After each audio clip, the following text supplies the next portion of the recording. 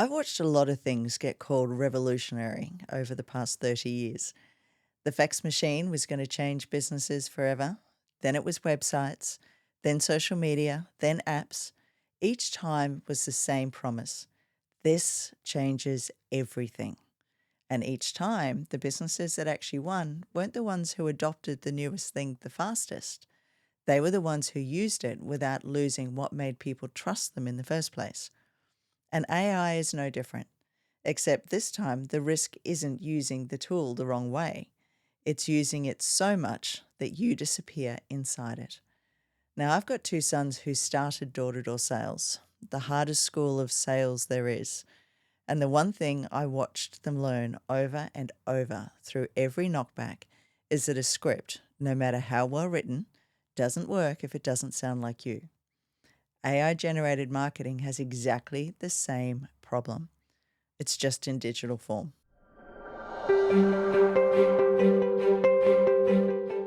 Welcome to the Digital Success for Business podcast. I'm Leanne Cohens, founder of Marketing Leap, and for over 13 years, I have watched marketing technology promise to change everything, more times than I can count. And in this episode, we're talking honestly about the one that's actually living up to that promise while also creating a very real problem that almost nobody is naming. AI-generated content sounds fine. It's polished, it's grammatically correct, and it sounds exactly like everyone else. If you've ever read back something that AI helped you write and thought, that doesn't sound like me, then this episode is for you. We're going to talk about why that happens, what to actually do about it, and how to use AI as a genuine collaborator in your marketing without losing the one thing that makes people choose you over a competitor with the exact same service. And that's your voice. As a small business owner, you need a practical, honest guide to using AI the way it actually works, not the way it's being sold to you. So here's what's happening when you ask an AI tool to write a post about your services. Firstly, it doesn't know anything about your business. It doesn't know your clients, and it doesn't know the specific mistake that you have watched someone make last Tuesday or the exact phrase that a client used when they finally understood why their marketing wasn't working. It's never sat across from a business owner and watched their shoulders drop with relief when a strategy finally clicked. What AI has is patterns, millions of them. Every marketing post, every LinkedIn article, every blog on every topic, blended into an average of what marketing content sounds like, which means when you ask it to write from scratch, you get the average. Polished, correct, and completely interchangeable with every other business asking for exactly the same thing. And that's not a flaw in the technology. That's exactly what it was designed to do. The problem is entirely on how it's being used by you, the business owner. Because here's the trap that so many business owners fall into. They open ChatGPT, type write a post about my services, and publish whatever comes out without barely a glance. It feels productive. Content's going out, the calendar's full. But every time that happens, two things are happening at the same time. First, you're adding to a pile of content that already, by some estimates, makes up around 90% of everything that's published online. More noise competing with more noise for the same shrinking pool of attention. Second, and this is the part that costs you clients without you ever knowing it, you're training your own audience to tune you out. Because if your content sounds like everyone else's, there's no reason for someone to remember you specifically. Now, I mentioned my Gen Z sons earlier. Let me tell you why that moment stuck with me so much. They both learnt to sell door to door. And if you've never done it, understand that this is not a soft introduction to sales. You knock on a stranger's door and you have seconds to earn their attention. You get told no more times in a single afternoon than most people hear in a year. And I am their worst customer and the best to train on. Don't come cold calling to me, either by phone or in person, especially when I'm busy working. And every training program starts the same way. A script, word for word, tested, refined, proven to work, and every single time the same thing happens. The reps who stick rigidly to the script get worn down fast. The rejection feels personal because the words never actually felt like theirs to begin with. But the ones who make it and the ones who genuinely succeed take that script and make it disappear. They know the structure, they know the psychology behind it, but what comes out of their mouth sounds like them. It's their pace, their humor, and their way of listening and adjusting in the moment. The script was never the point, it was the scaffolding. The moment it stopped sounding like scaffolding and started sounding like a person, that's when a script works. And AI generated marketing has exactly the same problem. It's just in digital form. When you take AI output and publish it exactly as it lands, you're doing the equivalent of reading a sales script word for word on someone's doorstep. It's technically correct and it's completely unconvincing. And here's where being a Gen X, ergo experienced, not older, actually helps me see this clearly. I've watched this pattern before. Every new marketing technology arrives with the same promise. This will do the work for you. Fax machines were going to eliminate cold calling. Websites were going to sell for you while you slept. Social media was going to make advertising obsolete. But none of them ever replaced the human element. They all just changed where the human element needed to show up. And AI is no different.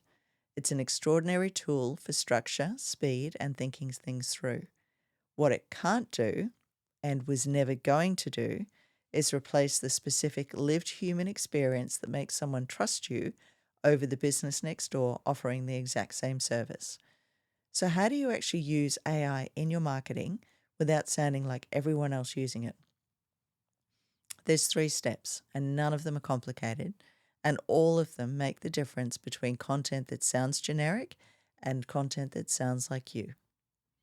So step 1, use AI to think with you, not write for you. Stop opening a chat and typing write a post about my services. That's asking the tool to invent your expertise from nothing, which is exactly how you end up with a generic output. Instead, talk it through first. Record a voice note while you're driving. Type out your raw, messy thinking exactly as it comes to you. Then hand that to AI and ask it to help you structure it. Turn it into an outline, pull out the strongest points, and organize your thinking into something clear. The expertise is still entirely yours. AI is simply helping you get it out of your head faster. Step 2, teach AI your voice. Don't assume it already knows. Most people never tell AI anything about how they actually sound, so it defaults to the average. Give it examples. Paste in a few of your best emails, your most honest social posts, and the phrases that you actually use with your clients. Tell it explicitly what to avoid. No hype, no fake enthusiasm, no corporate buzzwords. Keep it warm, direct, and practical. The more specific you are about your voice, the less generic the output becomes. Then step 3, never publish straight from the AI window. This is the one rule that matters more than the other 2 combined. Let AI do the heavy lifting, brainstorming angles, drafting the structure, formatting a checklist, building the bones of a content plan. All of that is genuinely useful, but before anything goes out, you step in. You need to add the real client story, the local context that only you would know, the specific detail that proves that you were actually there, because that's a human fingerprint and that's the one thing that AI cannot fake on your behalf. Because here's the bottom line. The businesses winning with AI in 2026 are not the ones using it the most. They're the ones that are using it with the clearest strategy and the discipline to always finish the job themselves. Bots can create content, but only humans create trust. And AI is not the enemy of good marketing. Publishing without stepping in afterwards is. So use it to think with you and not write for you. Teach it your voice instead of assuming it already knows, and never, ever publish something straight from the AI window without adding the human fingerprint only you can give. Because the businesses that win in 2026 are not the ones using the most AI, they're the ones using it with the clearest strategy behind it. And if you want a practical starting point, our free strategy workbook and social media to-do checklist both come with AI prompt packs built in. Not generic prompts, the exact structure that I use to help clients think through their expertise before AI ever touches a word of it.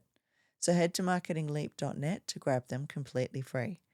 And if you're overwhelmed by how to weave AI into your marketing safely without losing what makes your business sound like your business, that's exactly the gap that we bridge at Marketing Leap. We help you integrate smart AI systems into real strategy so that your business works harder without adding to your workload. So book a free strategy session right there on the homepage, or if you want a complete 90-day roadmap built around your voice, your offers, or your capacity, the VIP Strategy Intensive does exactly that in 4 focused hours. So stop guessing and start growing. Make sure that you're subscribed on your favorite streaming platform so that you don't miss what's coming next. Because in the next episode, we're tackling a question almost every growing business eventually asks itself. Should I hire a marketing manager, or is there a smarter option? We're going to walk you through a straightforward comparison, whether it's in-house, agency, freelancer, and fractional leadership. No bias, just a clear look at what each one actually costs, what each one actually delivers, and how to know which stage your business is really at. So if you've been quietly wondering whether it's time to bring in help and what kind of help actually makes sense, that episode coming up is just for you. And if today's episode gave you something to think about, please share it with another business owner who needs to hear it. The best compliment that you can give this podcast is putting it in front of someone it might actually help. So thanks for listening, and I'll see you in the next episode. Thanks for tuning in to the Digital Success for Business podcast. Don't forget to subscribe, leave a review, and follow us on YouTube for even more tips.